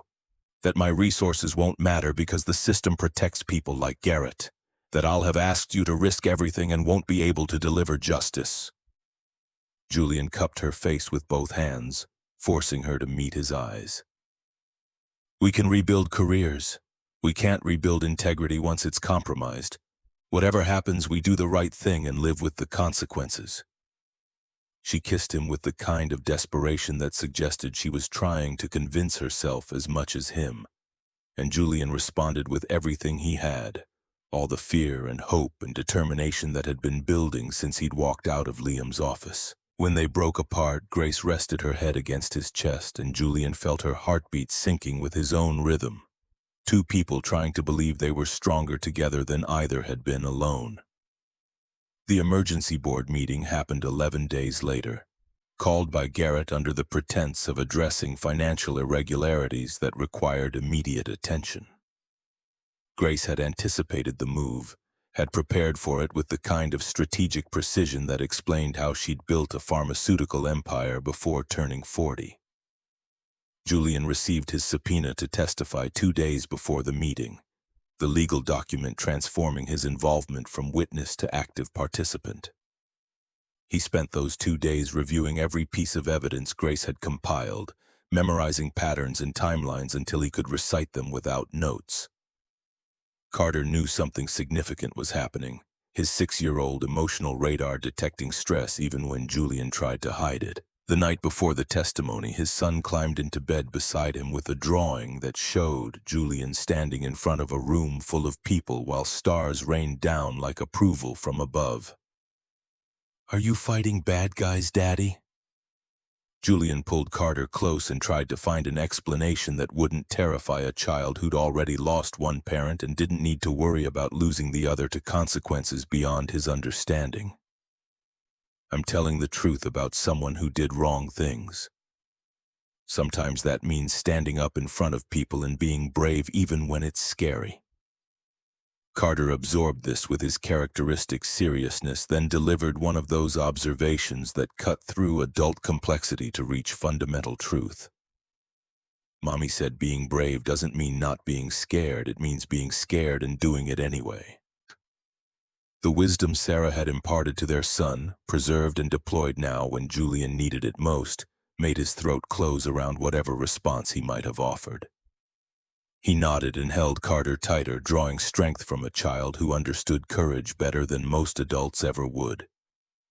Grace picked him up at 7 the next morning. The sedan she drove herself rather than using a driver, suggesting she wanted privacy for whatever conversation they needed to have before facing the board. She looked exhausted despite perfect makeup, the evidence of sleepless nights visible in details that professional polish couldn't quite hide. Garrett's going to attack your credibility. He'll suggest you investigated him because I asked you to, that we manufactured evidence to remove a board member who opposed our relationship. Julian had anticipated this strategy because it was the obvious play for someone with Garrett's resources. The defense had to be absolute truth delivered with enough conviction that doubts couldn't gain traction. Then I stick to facts. I flagged the discrepancies in February 2 weeks before meeting you. Morrison and Fletcher has documentation of my initial report. The timeline proves I wasn't investigating on your behalf. Grace gripped the steering wheel hard enough that her knuckles showed white against darker skin. What if the timeline isn't enough? What if they decide to protect Garrett because board stability matters more than truth? Julian reached across the console and covered her hand with his, grounding them both in physical contact that reminded them why this mattered beyond corporate politics. Then we know we tried. We don't control outcomes, Grace. We only control whether we speak truth when silence would be easier. The boardroom at Holloway Biomed occupied the top floor of their downtown tower, floor-to-ceiling windows offering views that made Julian's former office look claustrophobic by comparison. 12 board members sat around a conference table designed to intimidate through sheer size, their expressions ranging from curious to hostile depending on their allegiances. Garrett Thornwood sat 3 seats from the head of the table, his posture radiating the confidence of someone who'd spent years navigating corporate politics and believed he'd already won this particular battle. He was older than Julian had expected, mid-50s with silver hair and the kind of expensive suit that announced status through subtle details. Grace took her position at the head of the table with the authority of someone who'd earned her seat through competence rather than inheritance, though Julian knew her father's legacy still shadowed every decision she made. She opened the meeting with clinical precision, laying out the evidence of financial irregularities without naming Garrett directly. The moment she finished, Garrett leaned forward with the expression of someone preparing to deploy a weapon he'd been saving. Before we discuss these allegations, we need to address the elephant in the room. Ms. Holloway's relationship with the analyst who supposedly discovered these discrepancies creates obvious credibility issues. How do we know this isn't manufactured evidence designed to remove board members who opposed her personal choices? The accusation landed exactly as intended, planting doubt before Julian could even present his findings. Several board members shifted uncomfortably, their body language suggesting Garrett's strategy was working. Grace remained calm, her training as CEO allowing her to absorb attacks without visible reaction. Mr. Matthews flagged these irregularities in February, documented in Morrison and Fletcher's official audit report. Our relationship began in March. The timeline speaks for itself. Does it? Or does it simply prove that Ms. Holloway cultivated a relationship with someone who could provide convenient evidence when needed? Julian stood before anyone could stop him, the movement drawing all attention to his position at the side of the room where witnesses were meant to wait silently until called. Garrett's expression flickered with surprise but recovered quickly, clearly not expecting direct confrontation. You're questioning my professional integrity based on speculation. Let me be clear about what actually happened. Julian's voice carried the steadiness he'd cultivated through years of presenting data to executives who looked for any excuse to dismiss inconvenient findings. He moved to the presentation screen and pulled up the first slide of evidence he'd prepared with Grace's help. February 14th, I submitted a report to Morrison and Fletcher documenting $2 million in irregularities within Holloway Biomed's operational expenses. The report exists in Morrison and Fletcher's secure database with timestamps that can't be altered. I had never met Ms. Holloway at that point, had no knowledge of her personal life, and was simply doing the job I was hired to do. He advanced to the next slide, showing the shell company transactions that connected to Garrett's offshore accounts. The pattern was elegant in its complexity, the kind of embezzlement that required both financial sophistication and belief that no one would look closely enough to see it. These transactions follow a consistent pattern. Money moves from Holloway Biomed to a company called Meridian Solutions, which exists only on paper. From there, it's distributed to 4 additional shell companies before finally landing in accounts controlled by Mr. Thornwood. The timing correlates perfectly with quarterly reports, always happening within 48 hours of financial data becoming available. Garrett's composure cracked slightly, enough for Julian to register the shift from confidence to concern. "This is absurd. You're accusing me of embezzlement based on circumstantial patterns and your girlfriend's desire to remove me from the board." Julian felt anger spike through his professional detachment, but channeled it into emphasis rather than losing control. "I quit my job at Morrison and Fletcher rather than stop investigating these irregularities.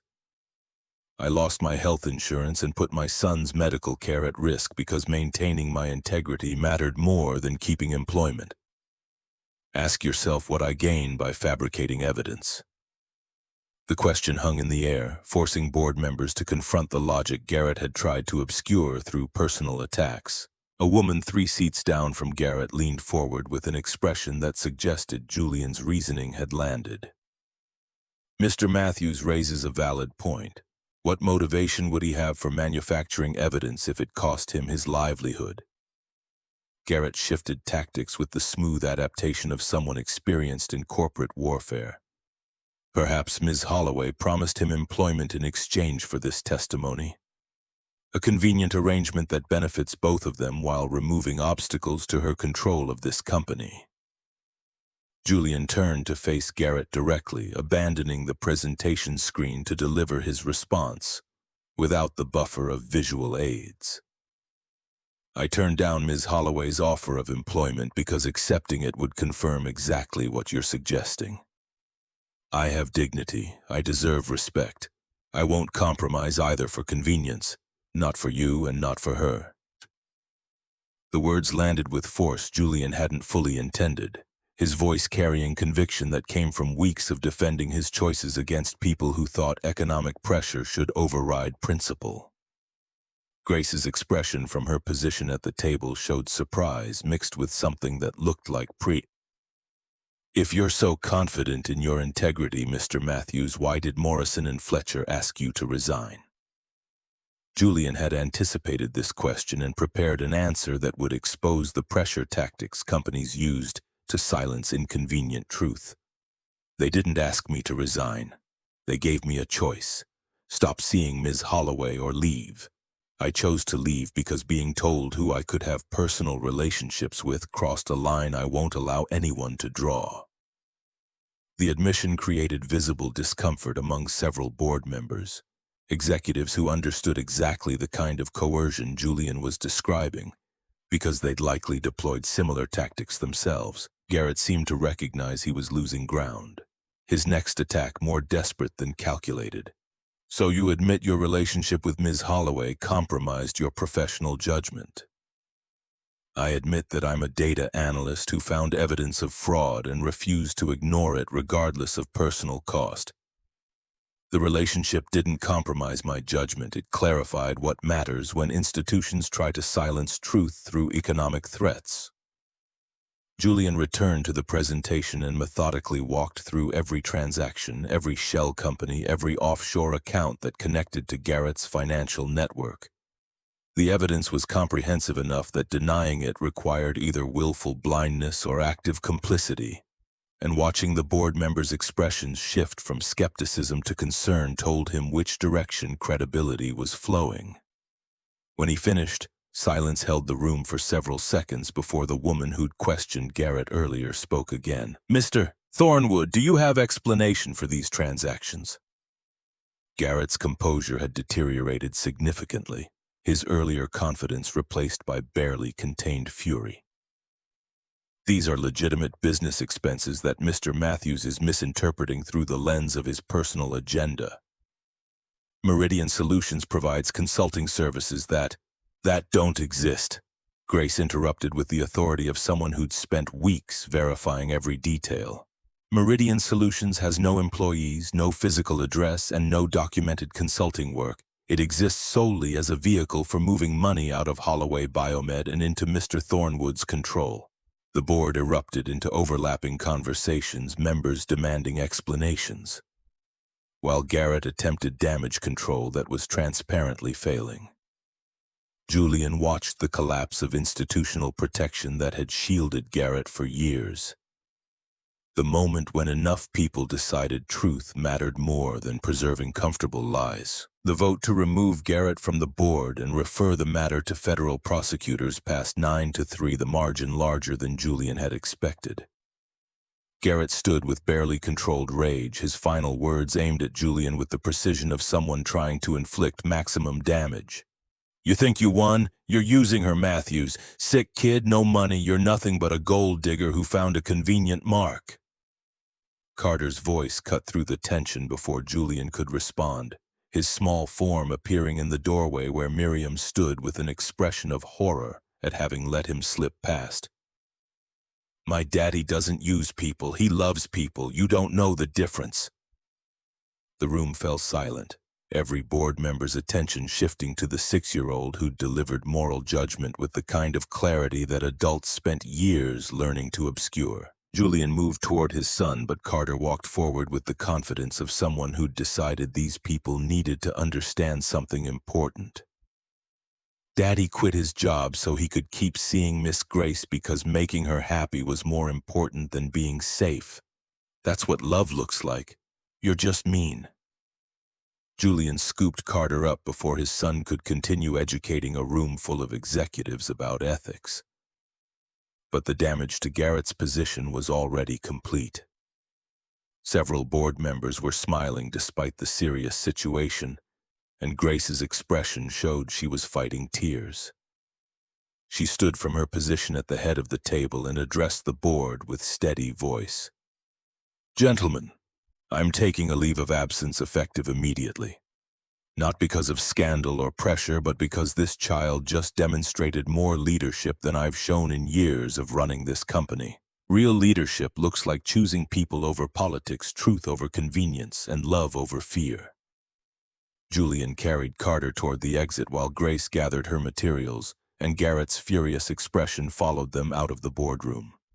The elevator ride down felt surreal, the three of them standing together while the building's height translated into distance from the confrontation they'd survived. In the lobby, Carter looked between Julian and Grace with satisfaction. "Did we win?" Grace knelt down to his eye level, her perfectly pressed suit creasing without apparent concern. "We told the truth, and the truth won. That's what matters."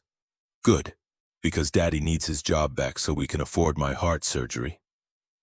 The casual delivery of information that had been consuming Julian's every thought made both adults freeze. Carter seemed oblivious to the weight of what he'd just said, already moving on to observing the marble floor pattern with scientific interest. Grace stood slowly, her gaze finding Julian's with a question that he wasn't ready to answer in the middle of a corporate lobby. They made it to the parking garage before she verbalized what Carter's comment had revealed. "Heart surgery. When?" Julian leaned against her car and let the exhaustion of the morning catch up with him, the adrenaline that had sustained him through testimony evaporating now that the immediate crisis had passed. 4 months. Congenital defect that's been getting worse. The estimate is $85,000. Insurance covers 60% if I can maintain coverage through Cobra until then. Grace's hand found his face with gentleness that felt like absolution. "Let me help. Not as charity, but as someone who cares what happens to your family." Julian wanted to accept, wanted to let her solve this problem with resources that would make it disappear like morning fog. But maintaining his principles through the board meeting meant maintaining them now when compromise would be easier. "We're not family yet." The distinction mattered even though Julian could see how it hurt her to hear it stated plainly. Grace pulled back slightly, processing the boundary he was drawing even in the middle of crisis. "What do you mean yet?" Julian reached into his jacket pocket and pulled out the small box he'd been carrying since making a decision 3 days ago. Inside was Sarah's engagement ring, the simple gold band she'd worn for 9 years before cancer made her fingers too thin to hold it. "Sarah told me something before she died. She said when I found someone who loved Carter the way she did, I should give them this." She said love doesn't replace love, it multiplies. He opened the box and held it between them, the ring catching light from the garage's fluorescent fixtures. Grace stared at it with an expression that cycled through shock and understanding and something that looked like terror. Grace Holloway, will you marry me? Will you be Carter's bonus mom? Will you let me love you even though I'm broke and stubborn and completely unable to accept help without a fight? She was crying before he finished, tears streaming down her face in a way that would have horrified her in any professional context. Her hands shook as she took the box from him, studying the ring with reverence that suggested she understood the weight of what he was offering. Yes, but I'm terrified I'm going to fail him. Fail you. I don't know how to be a mother or a wife or any of the things this requires. Julian pulled her close, the ring box pressed between them like a promise neither was quite ready to believe. Then we'll fail together and try again tomorrow. That's what family does. They stood together in a parking garage while above them Grace's former board dismantled what remained of Garrett's influence, and Julian tried to convince himself that somehow they'd figure out how to pay for Carter's surgery, without sacrificing the dignity they'd fought to preserve. The surgery date arrived with the inexorable momentum of medical necessity, scheduled for a Tuesday morning in late May when Portland's weather had finally decided spring was worth committing to. Julian's COBRA coverage would expire in 6 days, the insurance company's bureaucracy indifferent to the timing of cardiac procedures or the financial catastrophe waiting on the other side of that deadline. He'd found consulting work that paid well but didn't offer benefits, the kind of contract employment that bought time without solving fundamental problems. His savings account held $19,000, accumulated through aggressive budgeting and the kind of financial discipline that felt heroic and insufficient in equal measure. Grace had offered money 17 times in various forms, each attempt more creative than the last. Julian had refused 17 times with decreasing patience, until finally she'd stopped asking and simply started planning how to support him through what was coming regardless of whether he'd accept financial help. The Cardiac Center at Oregon Health and Science University perched on a hill overlooking Portland, the building's architecture suggesting competence through institutional solidity. Julian sat in the pre-op waiting room with Carter's small hand, gripped in his while nurses performed the final checks that stood between his son and the surgery that would either fix his heart or create complications they'd spent months trying not to imagine. Grace arrived 20 minutes before they wheeled Carter back, her presence filling space Julian hadn't realized he'd left for her. She sat on his other side and their hands found each other with the automatic coordination of people who'd learned to communicate through touch when words failed. Carter seemed remarkably calm for someone about to undergo 8 hours of cardiac surgery. His 6-year-old understanding of risk apparently less developed than his parents' catastrophic imagination. He looked between Julian and Grace with an expression that suggested he'd been saving a question. If something goes wrong and I have to go be with Mommy in heaven, will you two be okay? The words landed like physical blows, stealing air from Julian's lungs and making Grace's grip on his hand tighten to the point of pain. He tried to formulate a response that wouldn't be a lie but also wouldn't terrify his son with the honest answer that no, they absolutely would not be okay if Carter died. Grace spoke before Julian could attempt words he didn't have. Nothing's going wrong, sweetheart. You're going to wake up with a fixed heart and be annoying us for the next 70 years. Carter considered this with visible skepticism but seemed willing to accept the reassurance. But if it does go wrong, promise you'll take care of each other. Daddy gets sad alone and Miss Grace forgets to smile when nobody's watching. Julian pulled his son into a hug that probably lasted longer than the nurses waiting to prep him for surgery thought was ideal. He breathed in the strawberry shampoo smell and tried to memorize everything about this moment in case his brain needed to replay it for the rest of his life. Nothing's going wrong, Star, but I promise we'll take care of each other no matter what. They wheeled Carter away at 7:45, his small form disappearing through double doors that separated families from medical intervention. Julian watched until he couldn't see his son anymore, then turned and walked toward the windows that overlooked Portland because looking at Grace would have shattered whatever composure he was barely maintaining. She followed and stood beside him while they watched the city wake up below them. Two people waiting to learn if the child who'd brought them together would survive the procedure meant to save his life. "I can't lose him." Julian's voice came out raw, stripped of the control he usually maintained. "Sarah made me promise to take care of him, and if I fail at this one thing, then everything else was pointless." Grace's arms wrapped around him from behind, her body pressed against his back like she could physically hold him together through force of will. "You're not failing. You got him here. Got him the surgery he needs, kept him safe and loved and happy despite everything you've been through. That's not failure." Julian turned in her embrace and let himself break down for the first time since walking out of Morrison and Fletcher.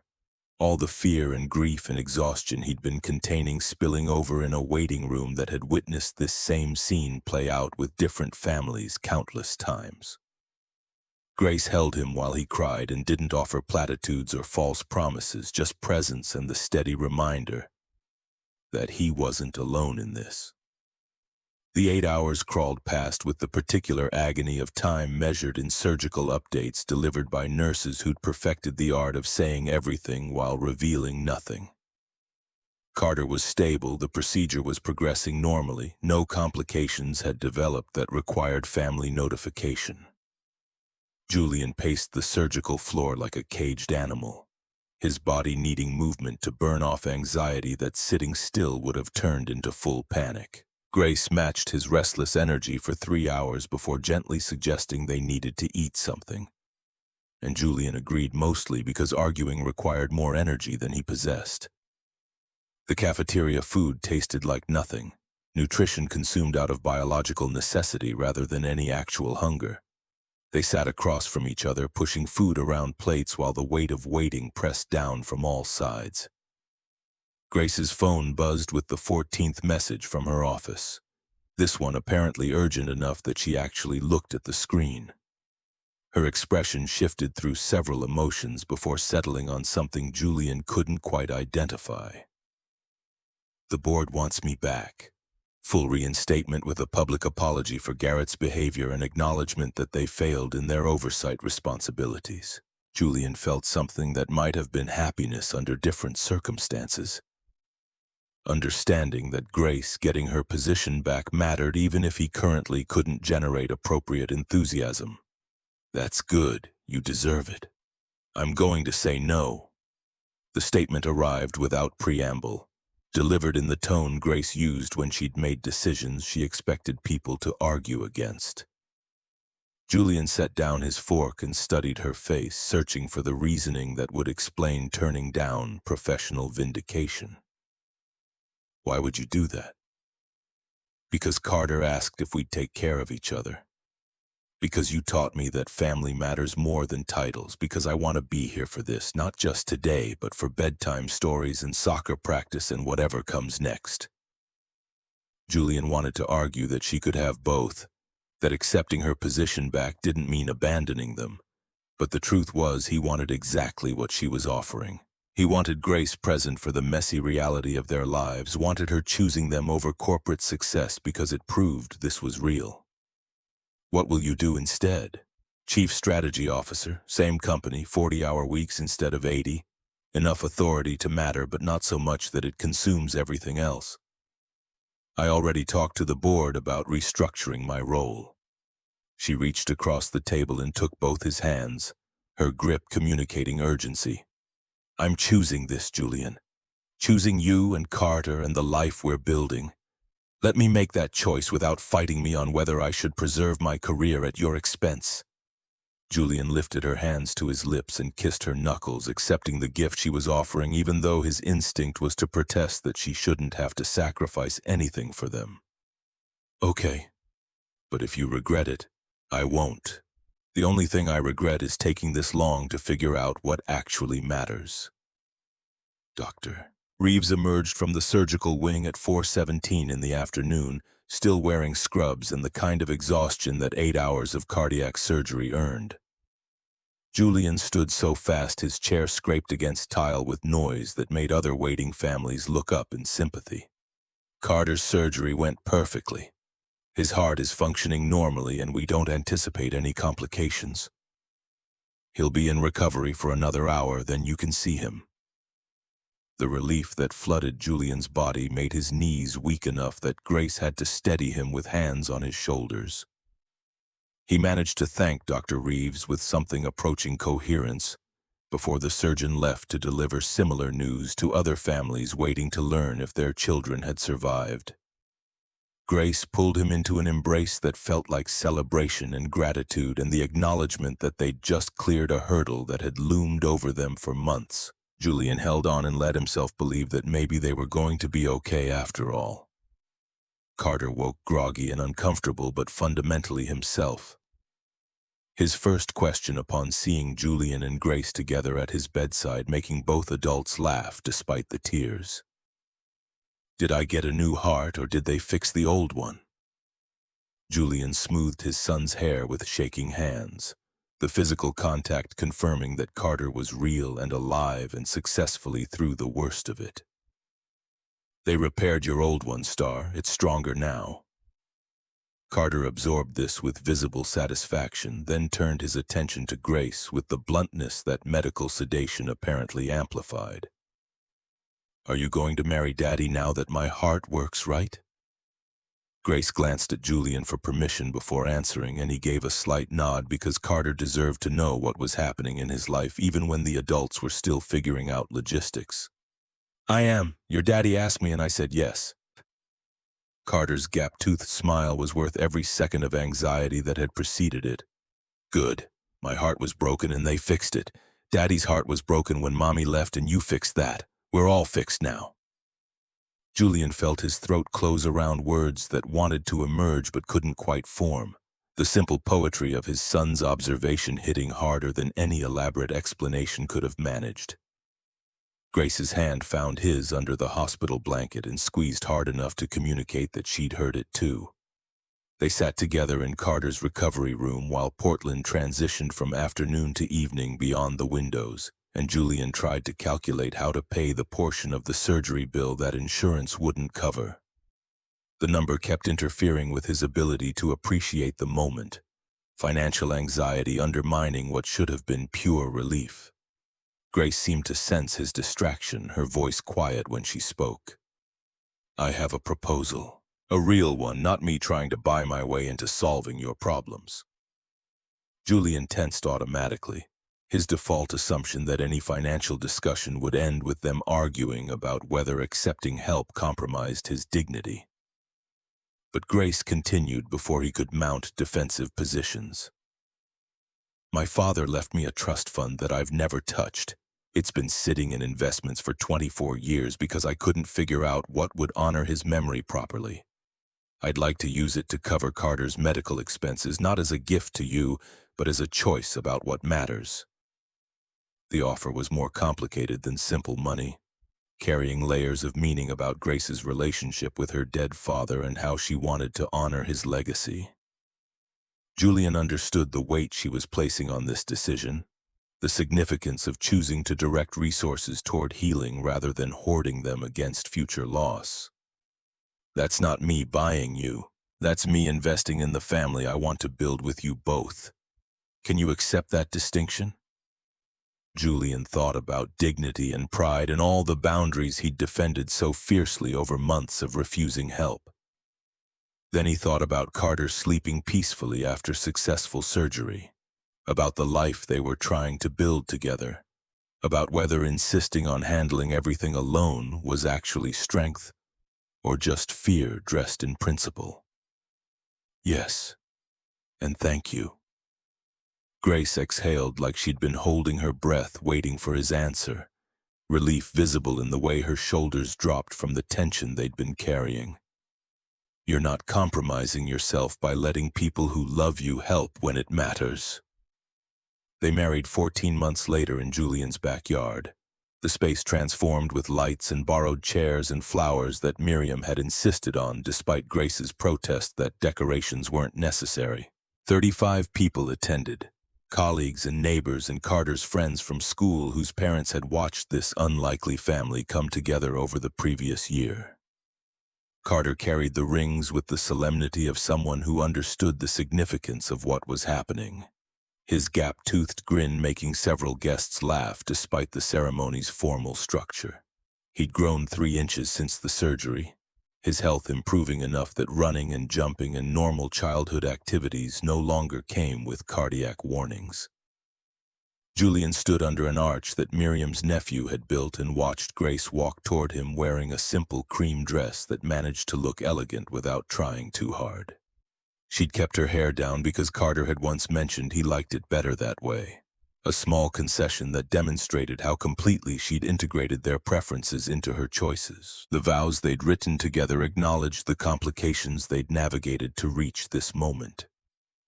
Julian's grief over Sarah, Grace's fear of loss, the economic disparities they'd had to learn to manage, the child who'd brought them together through wisdom neither adult had possessed. Julian promised to never let Grace buy her way out of hard conversations, to love her with dignity and respect, to teach her through example that family mattered more than any professional success could measure.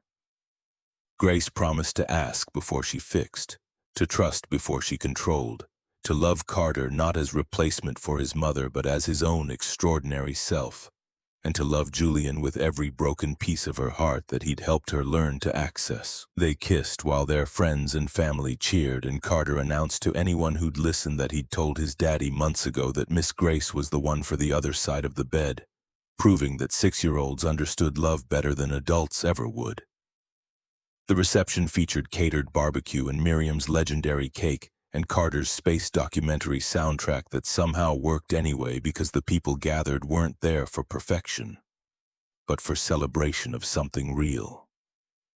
Late in the evening, when most guests had left and cleanup was becoming inevitable, Grace pulled Julian aside to the bedroom that had been his alone for so many years.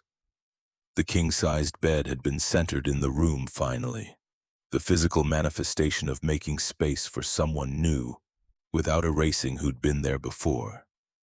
"Is this okay? I know Sarah chose this room, decorated it, that she's part of everything here."